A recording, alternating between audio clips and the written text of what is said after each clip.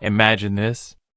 You're sitting alone, maybe in your room, maybe on a bus, maybe lying in bed late at night.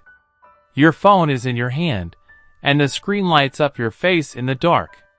You only opened it to check one thing, maybe a message, maybe a notification, maybe nothing important at all. But somehow you stayed.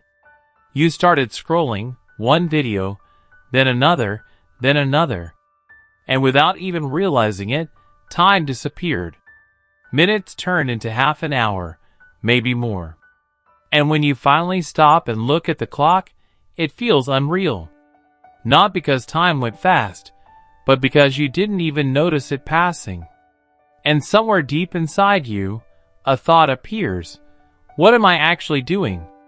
This moment isn't unique. It happens to millions of people every single day.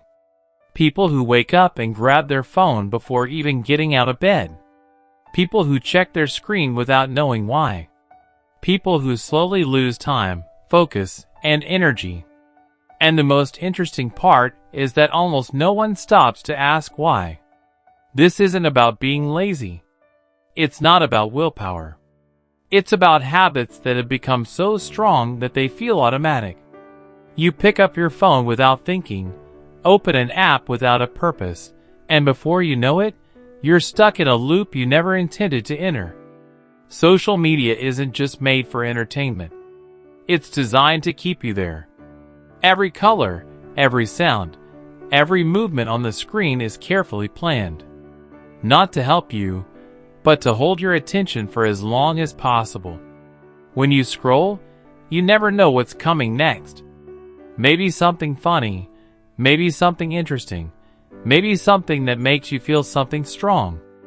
And that uncertainty is exactly what makes it so powerful. Your brain loves it, because it's always expecting something better. This is where dopamine comes in.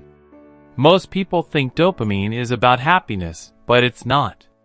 It's about anticipation. The feeling that something good might happen at any moment. When you scroll, your brain gets small rewards.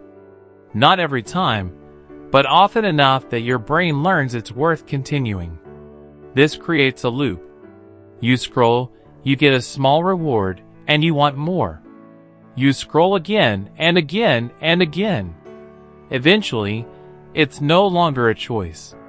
It becomes a reflex. And this is where the problem starts to grow. Before, you could focus for longer periods of time. Now, even short tasks feel difficult. Your thoughts jump faster. Your attention slips more easily. The reason is simple.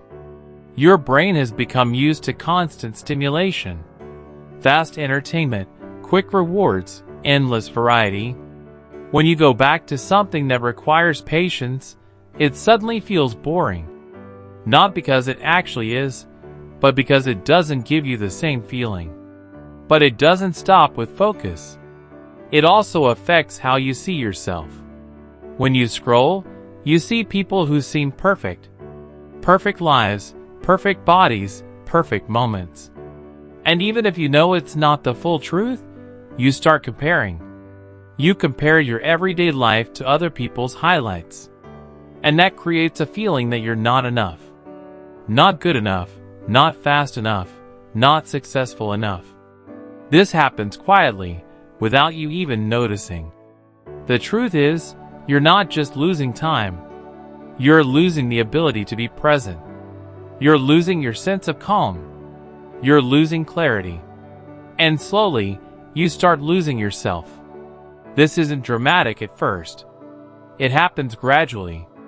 A little less focus, a little more distraction, a little less energy. But over time, it becomes noticeable. You feel more tired, more empty, more out of control. But here's the most important part. This can change. You're not stuck in this pattern. It's not about who you are, it's about what you do every day. And habits can be changed. The first step is awareness. Understanding what's happening. Noticing when you pick up your phone without a reason. Asking yourself, why am I doing this right now? What is dopamine detox? Dopamine detox doesn't mean you have to quit everything. It doesn't mean you have to remove technology completely. It means reducing overstimulation, giving your brain a break from constant input. It's about balance, giving yourself space to think, to feel, to exist without constant distraction. Start small. Don't use your phone the moment you wake up. Give yourself some time before connecting to the world. Turn off unnecessary notifications. Decide when you use your phone and when you don't. And most importantly, allow yourself to be bored. Because it's in boredom that your brain begins to calm down. That's where clarity returns. At first, it will feel strange, maybe difficult, maybe uncomfortable. But that's a sign something is changing. Slowly, you'll notice your focus returning, your thoughts becoming clearer. You'll feel more calm. You'll start making choices again instead of just reacting. You'll feel more in control of your time, your attention, and your life. But if you go back to old habits, everything will come back. That's why this isn't about a short break. It's about how you live every day. Small choices, repeated over time. So the next time you pick up your phone, stop for a moment. Look at the screen and ask yourself, is this a choice or a habit? Because in that moment of awareness, you take the first step back. Back to control. Back to focus. Back to yourself. Because if you don't take control, something else will do it for you. And the most dangerous part is that you won't even notice it. If you want to take control back, type control in the comments.